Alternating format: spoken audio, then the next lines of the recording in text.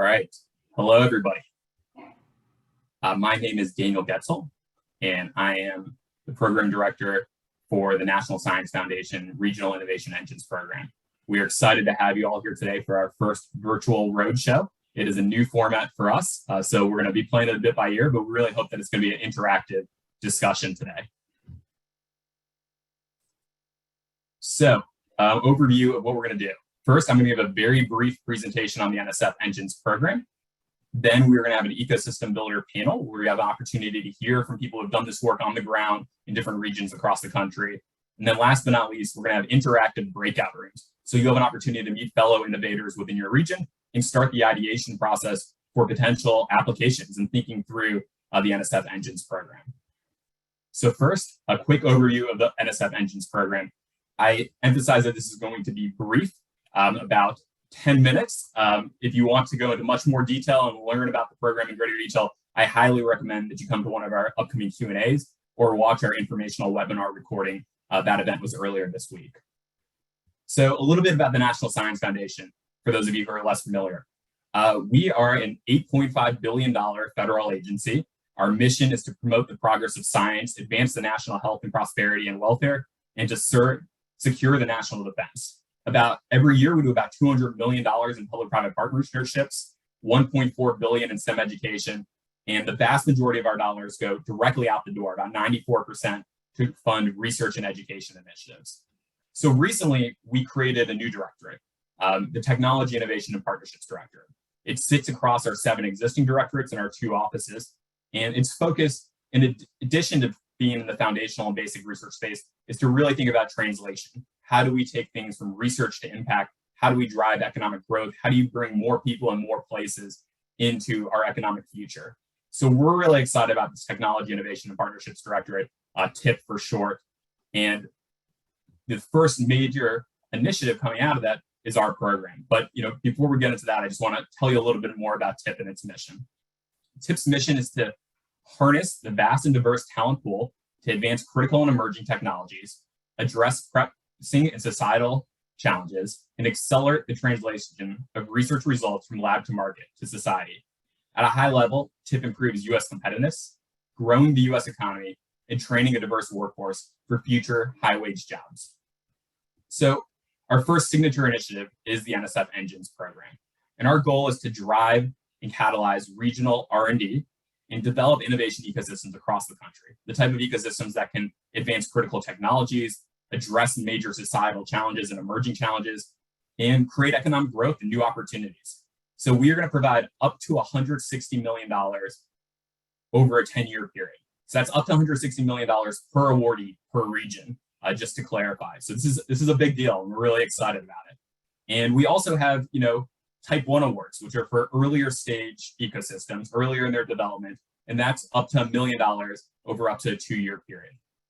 Just so you think about this, there is some urgency. Our deadline is June 30th for concept outlines. That is the first hurdle in this process. In order to participate and apply formally, you and your region need to submit a concept outline. So what is an NSF engine? It's a new entity. This is something that we've created. It's multi-sector. We're going to be pulling in stakeholders who are capable of catalyzing a regional innovation ecosystem in an area that builds on regional assets and it is of national importance and significance. Different than other models you might have seen in the past, these are going to be CEO-led, and we need meaningful partnerships and co-creation across industry, higher education, government, nonprofit, and community-led organizations. So think about it this way. You have the engine at the center, and then around that, you have the innovation ecosystem for the region. And if they're working in concert together and we all are doing our job right, we should see the innovation ecosystem growing over the 10-year period. So there's 2 types of awards. The Type 1 award, which is for really early stage ecosystems. It's a developmental award. And then we have a Type 2 award, which is for slightly more mature ecosystems. As you might have seen, our program has an explicit focus on regions of the country that have not fully participated in the technology boom of the past decade. So Type 2 awards are for regions that are spanning this nascent, emergent, and growth stage of development.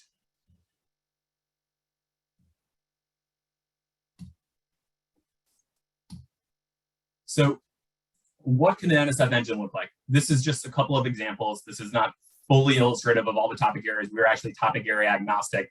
but since we've been getting this question a lot, we wanted to give a couple of examples. So it could be a topic like climate change or a subtopic under that, equitable access to healthcare and education, critical and resilient infrastructure. And as you know, there's multiple technologies that sit under each of those potential topic areas. Artificial intelligence, quantum, hardware could all sit under climate change. We're really looking for cross-disciplinary approaches to address these major challenges. And we recognize there's multiple technologies that can help build upon these challenges. There's a lot more detail on this and other things that we put together, but I just want to highlight a couple of things that are unique about an NSF engine. One, we have a focus on R&D innovations that are directly tied to regional economic growth. So that's use-inspired R&D, translating things out of the lab to market, and developing comprehensive workforce development strategies to fill the jobs of the future. And we want you to build for the future. You know, this is a 10-year award. This is longer than a lot of other things you'll see out of the federal government and NSF. And we want to think about financial sustainability from day one. What is the culture that you need to build to develop a nimble organization? How is diversity, equity, inclusion, and accessibility a central component of it? It is not a side category that you address in a separate criteria. It is central to it. And last but not least, how do you build community wealth? How do you make sure these technology innovations benefit the community as a whole? And we're seeing greater prosperity. There's a couple of other things that are different from engine structure. You know, CEO, we have governance boards, and we talk a lot about accountability as well. But I'd recommend checking out other things to learn more about that. Eligible entities. This is important because we intentionally built a room here today where there's people from multiple sectors. So institutions of higher education, nonprofits, and for-profits, this is a new addition, are eligible to lead an engine. Additional organizations that have received subawards are federally funded research and development centers, national laboratories, and this is also a new development, state, local, and tribal governments, limited to agencies and offices or divisions, specifically dedicated to innovation, economic, and workforce development. There are several entities that are ineligible. I recommend looking at our document to learn more about those. So how could you structure an engine? I mean, this is a new model. We want to give you a couple of ideas. This is far from an exhaustive list, but we want to give you a couple of examples to help jumpstart the conversation today. One idea is you could have a consortium of colleges. This could be a new entity created or an entity that already exists in your region. There could be a research institution. There could be a vocational college, a community college, all around the table in developing this lead effort. You could have a workforce nonprofit, a community college, a VC fund that's focused on your topic area, or a philanthropic organization that cares deeply about the region. And also, since we wanted to align with economic growth strategies for the region, local and state government can be at the table as well and should be at the table, you know, from the early days. And also, if you realize that there's an organization outside of your region of service, they can be pulled in as well. So here's an example of a university from outside of the region. A couple of other models. You can develop your own new cross-sector entity specifically for the purposes of an engine. And also a university or a corporation of various sizes can lead an NSF engine. So this is a new development, and hopefully this will help with the discussions that we're having later today. So where do NSF engines fit into the entrepreneurial ecosystem? I know a lot of you have been involved in other programs, so we wanted to kind of paint this picture. So if you think about it like a plant, historically, many of NSF programs have started at the root, foundational and basic research. We have some that go kind of above ground, and think about that as like the economic development and commercialization chasm, you know, ICOR, SBIR, several others, many that are housed in the TIP directorate now. And then at the next level up, you have economic development and then direct investment. Think, you know, venture funds, debt, fund of funds, VCs, accelerators, they're all kind of at that top level. So what we want to do is have the NSF engines run up the entire spine of this plant and basically connect the various pieces. We realize there's other people who do other aspects really well, and we want to build on that, and we want to connect into that. So, you know, some examples at the R&D focused economic development stage, SBA, Department of Commerce, DOE, DOD, NIH, and others have all kind of programs focused on this, and we are working in close concert with them. And we also need investment partners, private investors, foundries, incubators, are all going to be critical to this, in addition to the Department of Treasury and its SSPCI program. So what's next? Team formation starts today. So we have our road shows between now and June 15th. We want you to get to know each other. We're going to help with introductions. You're actually, if you opted in, you're going to get contact information of everyone who's here, so you can continue the conversation offline. Next up are concept outlines. They're going to be due on June 30th. And here's a unique thing. We're going to publish all the data on the concept outline. So you'll know what every region is thinking about, who's a part of that team, and hopefully that will lead to greater ideation, co-creation going forward. Then we have Proposers Day later this summer. And then along the way, if you want to organize your own event, we encourage you to do that. If you want to invite us, we'll have a way for you to do that as well. But we consider this teaming to be an ongoing process between now and the fall. So what's coming up next? We have 2 Q&A sessions. Highly recommend that you try to drop into one of those if you didn't make it to the informational webinar. And then we have a series of roadshows. All of these organized by different states across the country. This is not our definition of regions, it's just how we're splitting the country up. So today we have a very specific set of states. If you join today, you're not from one of those states and you're not necessarily going to collaborate with them, you might want to consider leaving at the end of the panel discussion and coming back for your own state's event.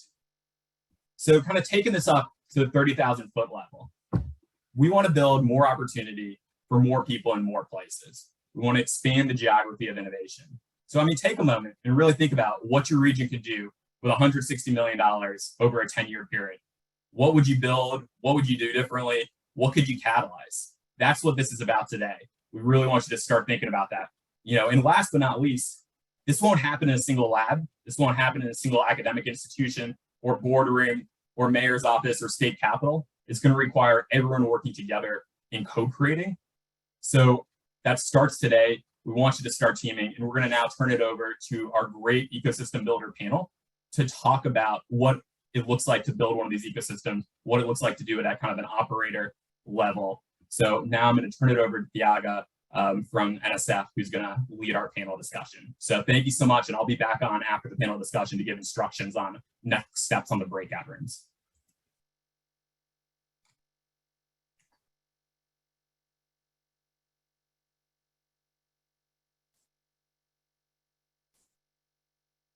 Okay, all right, welcome everyone. We are going to have a lightning panel right now to hear from 3 fantastic innovators who are playing leading roles in the region's innovation ecosystems. And again, since time is short, I'm going to let them introduce themselves and give a little bit of a brief overview of the region and the innovation ecosystem and the role they play there. Let me first turn it over to Shaina Horowitz. Shaina? Sure, thank you so much. So I'm Shaina Horowitz. I'm from a company that's called New Lab, and our focus at New Lab is on building emerging tech companies, bringing founders together, and really using our collective resources and our network to power entrepreneurs. We're headquartered in Brooklyn, New York, and can definitely get into kind of the strengths and the size of the New York ecosystem and kind of how that's been informative for our overall strategy. But also wanted to mention that we launched in Detroit, Michigan 2 years ago, and we're continuing to grow our presence there, really with a focus on mobility innovation, looking at and starting from that position of assessing that region's assets and strengths, and then building on top of that. So as a company, we're set up to really deliver on our mission through 4 key offerings. So we have a portfolio of innovation studios, and in those programs, we're pairing up deep tech entrepreneurs with leaders of corporations, cities, or even states for new collaborations and really the application of new technologies to pressing problems that necessitate collaboration. So think about the transformation of our energy assets as we scale distributed energy resources, or as we look at electrifying the mobility and transportation sector, things like that. And in these programs, we facilitate the design and the deployment of different pilot projects that are really aimed at de-risking teams and their technologies for scale. So really recognizing that it's, again, going to require lots of different entities to be at the table together to invest in technologies and make sure that they're scaled meaningfully, but also responsibly. We also have a venture studio where we help to build companies from the ground up, so sort of from inception. And then we also offer membership for startups. So we provide companies with prototyping tools, a curated network, and really the resources that they need to power their progress. And that community today includes about 200 early stage advanced tech companies across a range of different domains, but definitely an emphasis on mobility, on energy, and on new materials. And then lastly, we also make investments. So we help to deploy capital into companies that we believe in. To date, we haven't actually raised a fund ourselves. We've been investing through syndication. So we are a great dot connector and kind of ecosystem builder. So we saw a really unique position for ourselves in being able to help again, to kind of deploy capital where it's most needed by early stage deep tech companies. So we maintain a group of kind of 600 plus early stage investors, and we help bring opportunities to them over the course of the year. So I'm sure we'll get into it in the discussion, but for now, I'll just say what we have seen really in everything that we do at New Lab is a need for public-private partnerships and collaboration across a really broad ecosystem of entities in order to be able to effectively and meaningfully bring technologies to market. So of course, we start kind of from the North Star of the startup and the entrepreneur, but we work really closely with government, with different types of civic organizations, with academia and researchers, with corporations, and then of course, different types of investors, VCs, impact investors, et cetera. So I'll leave it there. Yeah, I'm sure we'll get into it more. Thank you, Shaina. Sean, do you want to introduce yourself? Yes, good afternoon, everyone. My name is Sean Brazier, and I'm the founder and CEO of EDai. EDai is an economic development tech and consulting startup based in Richmond, Virginia. So we help business leaders and economic developers make better, faster location decisions using advanced analytics. And our company combines my experiences, which I'll talk about in a second, on economic development, workforce development, consulting, and then in academia. And so I don't have one specific single ecosystem story, but I have multiple experiences building and supporting these ecosystems over the last 15 years. And there are two that I'll highlight that I think are particularly relevant to today's conversation. So for one, I led Virginia Economic Development Partnerships strategy team and got to play a leading role in the coalition that attracted Amazon's second headquarters to Northern Virginia. So by one count, we engaged over 1,000 stakeholders across over the 18-month period across all sectors, private, public, academic, and nonprofit. It was a truly unprecedented collaboration in the region, and its impact continues today well beyond Amazon as we think about all of the community leaders who are still working together to drive growth. The second experience is when I was a consultant with McKinsey & Company, and we started a nonprofit called Generation. And so I got to lead and scale up the US efforts for this nonprofit in 2016. And we went city by city building coalitions with businesses at the center, wraparound service providers, and education institutions to build relevant training programs that created win-win solutions for all involved, most especially the young adults looking for new, good-paying employment pathways. So I want to highlight just three quick lessons that I think were common across all of these experiences. Is one, the importance of having dedicated coordinator teams.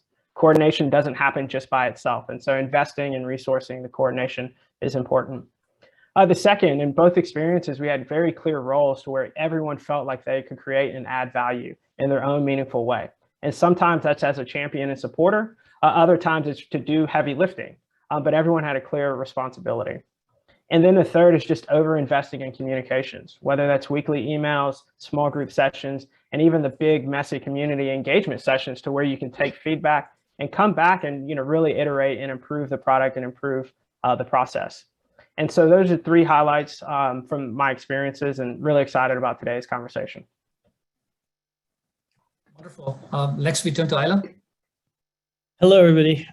I am Illah Nourbakhsh. I'm at Carnegie Mellon University and at Benedum Foundation in Pittsburgh, Pennsylvania. And I was thinking about my last 26 years of watching quite a renaissance in terms of innovation and technology and entrepreneurship in Pittsburgh. And there's many examples in Pittsburgh. Medical technology is one, robotics is one where we have massive growth here. And a newer one over the last 15 years is learning technology and learning innovation generally.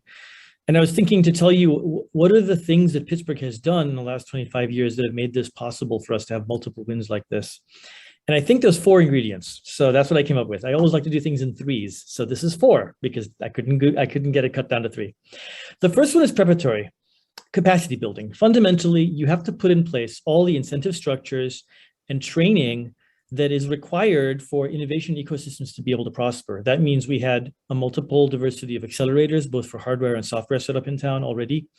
We did tech transfer agreements with both universities that were much better than the ones we had before in the 1990s and the 2000s. We had very active program managers at the local foundations that were willing to invest in the nonprofit side and even in the for-profit side. And we had ritual meetings that started to bring together multipolar stakeholders. So those are all capacity building. You have to put these kind of groundswell of opportunity in place even before you figure out what to do. The second one was we focused on communities of practice. So we actually started with issues that had deep experiential attitudes within Pittsburgh. For instance, education, especially pre-K education at first. For instance, healthcare, in particular air quality and the ramifications of bad air on people's health in Pittsburgh. The communities of practice thing is important because you're touching people who are actually active, not in entrepreneurship, but in lived experience. And in terms of equity, it lets you see what the real problems are you have to solve. The third one was the who. We took organizationally and put together multiple stakeholders that were multipolar as peers. And this part I can't stress enough. It wasn't the universities talking down to the local community saying, this is what you need and we're going to give it to you. That does not work. That's a hegemonic power relationship that is a fail. Instead, local universities, the accelerators, the venture capitalists, and local residents' lived experiences, community activists got together as peers and co-developed an understanding of what the problems are and where innovation is needed for each one of these problems. And last but not least, there's a how. The communication aspect, the rhetoric aspect is critical.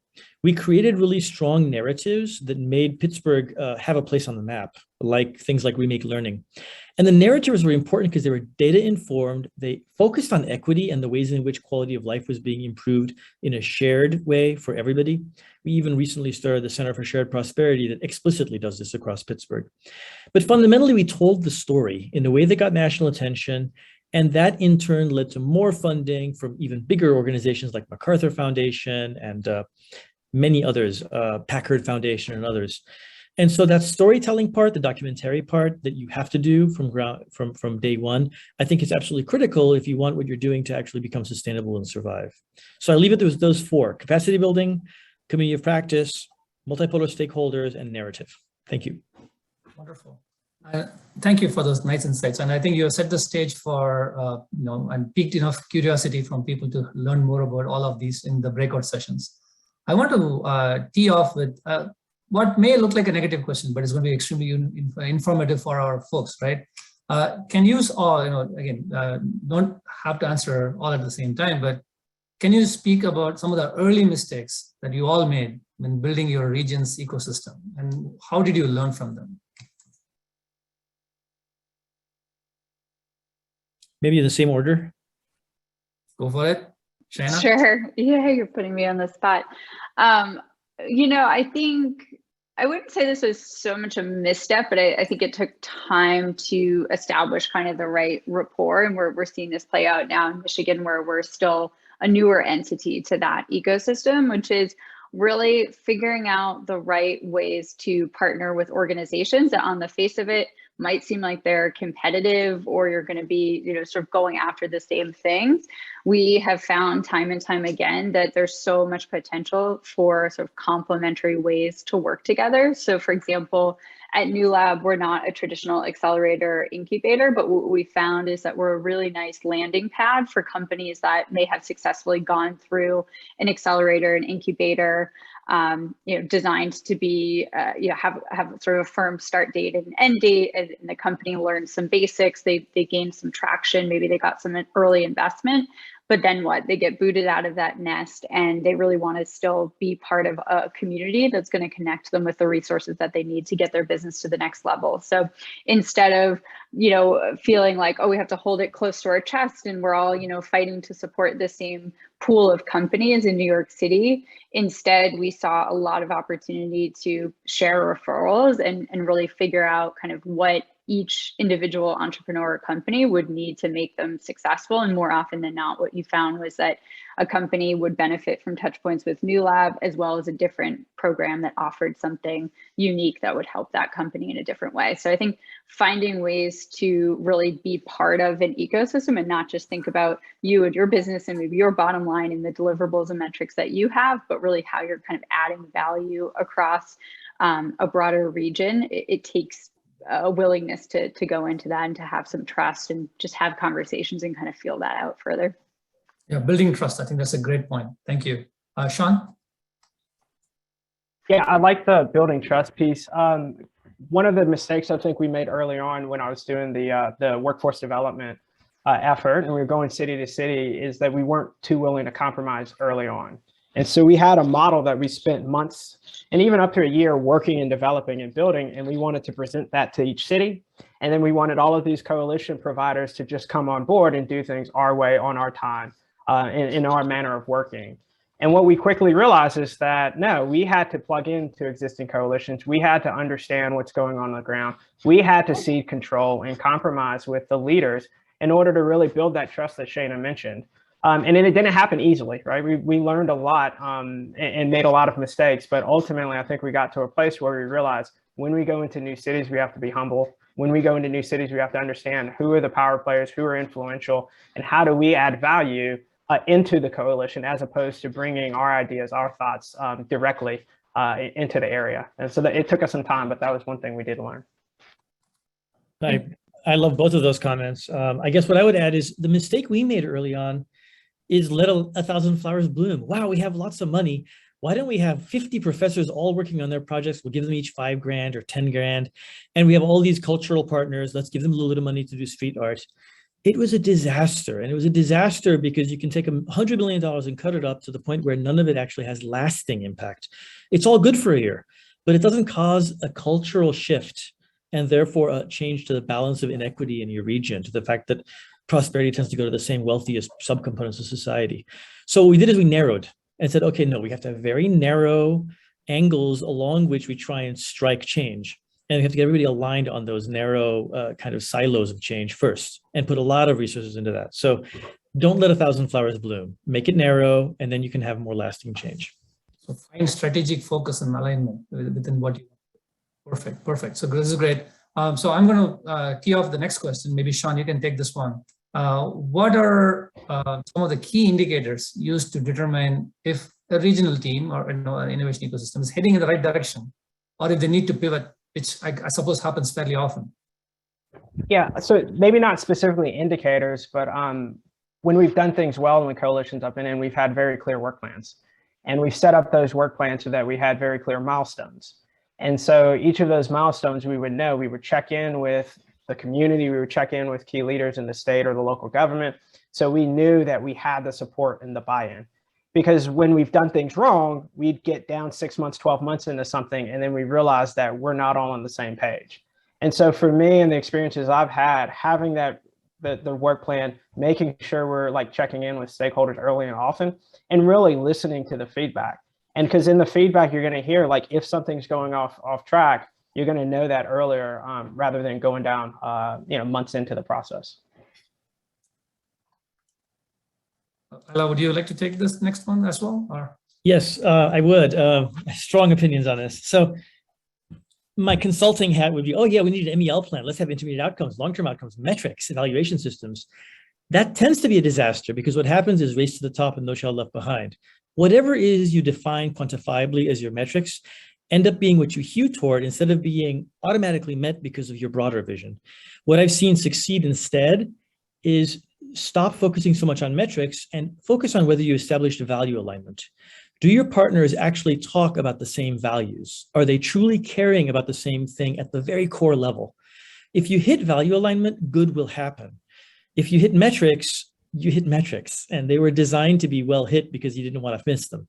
So I think you have to be really careful about quantitative analysis and really think about values really hard and the semantics of that, the language of that. So capturing the intangibles somehow, right? Okay. All right, Shaina? Yeah, maybe just building on that last point, I think it starts with doing the right needs assessment to figure out what those opportunities are and what the strengths are of the region. So for example, instead of saying we want to just build a tech ecosystem or we want to be the best place to grow tech companies, think strategically where across that system is that region currently succeeding and where is it failing. Maybe your region is a fantastic place for people to get a higher degree in engineering or some other sort of technical field, but then they're all going somewhere else to start their careers. Or maybe it's a great place to start a business, but then you're seeing a real drop off when it comes to companies needing to raise kind of anything beyond a pre-seed round of funding or something like that. So that starts to indicate, okay, what's going well, and then where is there room for a different type of intervention that could change that outcome. So like it starts with understanding the needs. I think that goes back to, I think something both of you were saying, which is also think about, without a sort of tech and innovation hat on, what does that region need to be successful in the long term? Is it around healthcare? Is it around public health or some other kind of aspect within that? Is it access to transportation? Like, what are the fundamental quality of life issues that are going to resonate for the region? And how do you use that as a kind of rallying cry or something to bring people together around? And then you can start getting into your, okay, short-term impacts. How are we going to, have certain pilot projects or interventions? Okay, over time, what kind of metrics are we looking for to understand that we're headed in the right direction? But I think it really starts from making sure that you're grounding your strategy and something that's going to resonate with a lot of people and be able to sort of like work across the aisle in terms of bringing both for-profit and nonprofit entities and kind of organizations of all different stripes and colors together around a shared vision. So always keeping the long-term impact in mind in everything that you do, right? Like that's fantastic. It's a great message to for our audience. Illah, I would like to start this next question with you, if that's okay. How do we design innovation and economic development strategies that create community wealth, or what one might call shared prosperity? Because that's a big deal, and we want to emphasize that in this program heavily. This is a huge issue. We have a fundamental challenge in this country where we have exacerbated inequity.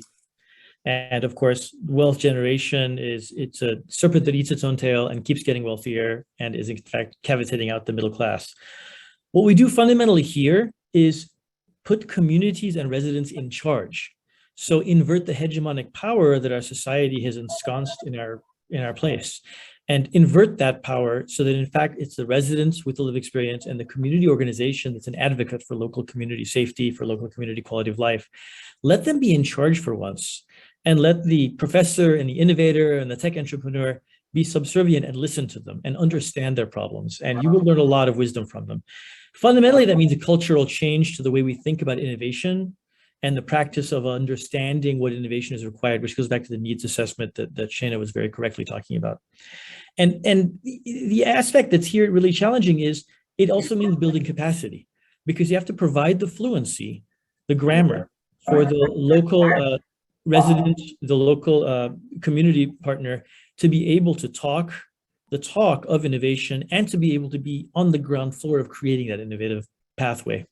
So you have to create the community college class that they can all take, make it free, create the childcare program so people can take that class, and then let them join the ground floor in the kind of entrepreneurial activities you wish to start.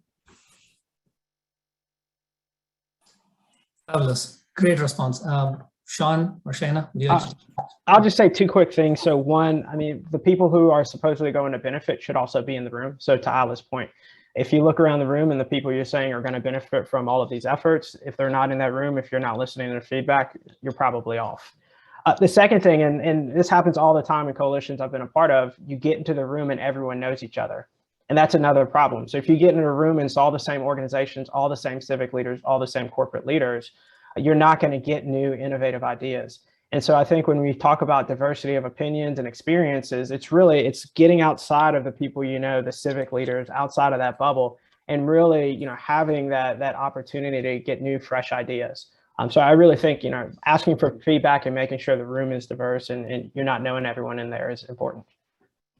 Anything to add, Shaina, to that? I know we're running out of time, so. Sure, yeah, 2 quick points. I think that it's really important to also do what you can to educate yourself on the issues that have already been surfaced. I think there's, just like Illah was saying, it's super important that entrepreneurs or kind of different organizations coming to the table take the time to engage with people who have that lived experience.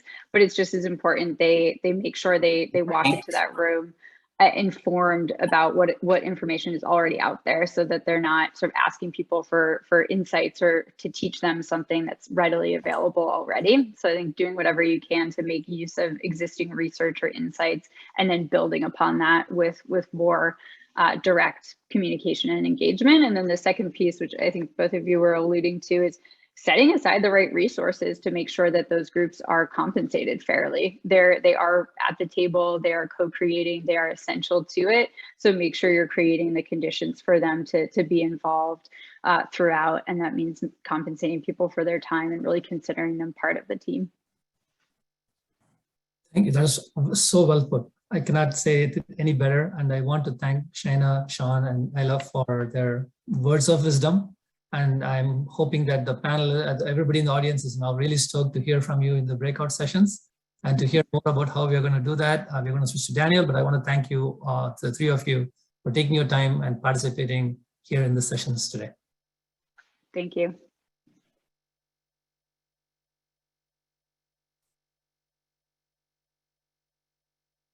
Great. Thank you so much.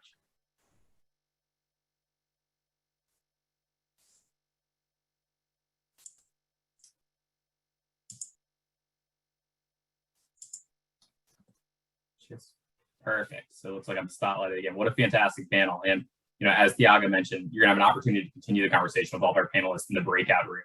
So I'm just gonna share 2 or 3 slides very briefly about the format for the breakout rooms.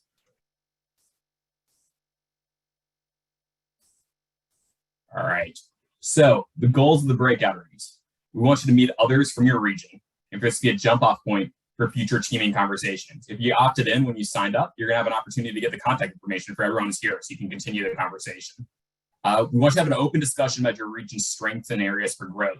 Think about what you can build on, think about where there's opportunities for growth. And this is intentionally an inclusive conversation about how different organization types in the room and the region can partner and add value. This is not a pitch session to NSF on your idea. This is not a Q&A with NSF. You should be talking to the other people in the room, not to us. Also, this is not a competitive environment. Our goal is for you to ideate together and figure out ways to work together. And last but not least, this is not the first or the last time that you should meet with others in your region. We hope this is a starting point. So in just a moment, these breakout rooms are going to open up. Don't move into them just yet, but we're gonna have 10 breakout rooms. They're organized by state. So we recommend that you start in your state's breakout room, but you're welcome to move to other rooms if you think there's opportunities to collaborate with others in different states. If you're not from one of these states, if you think there's an opportunity to work together with people in the states, fantastic, stay. If not, you're also welcome to head out if you're from a different state and you joined here today by mistake or for some other reason. This is, I think, is important. We allow you as a region to define your own region of service. It can cross state lines, it can be parts of different states, it can be metro areas, multiple metro areas, include rural areas. It really is up to you all to define your region of service, but make sure you're right sizing it to be able to absorb $160 million and you'll also be able to leverage additional dollars on top of that. So you don't want to go too large or too small. And last but not least, which I think is really important, regions will be strengthened by working collaboratively rather than a region submitting multiple proposals in a similar topic area. I just want to reinforce that from the start because it's really important and one of the reasons we're pulling this event together today. So our team is going to have these framing questions. You don't need to read them now, but there's a couple of things to just hopefully help jumpstart the conversation. They'll be reshared by your facilitators in your breakout rooms. And then finally, application timeline. Concept outlines are due at the end of next month, June 30th. And then a letter of intent will be due on August 31st for a type 1. And then the deadline for the type 1s are September 29th. Also, the concept outlines for type 2 proposals are due on June 30th. And afterwards, we are going to share additional details on the timeline and the application deadlines for a full proposal. So with that, I'm going to stop sharing my room, stop sharing my screen. The breakout rooms should be open. And you are welcome to click on the link at the bottom of your screen and join a breakout room. We will not assign you, you join on your own. And if you have trouble, you can stay in this main room and someone on our team can help place you in a room. All right, enjoy connecting.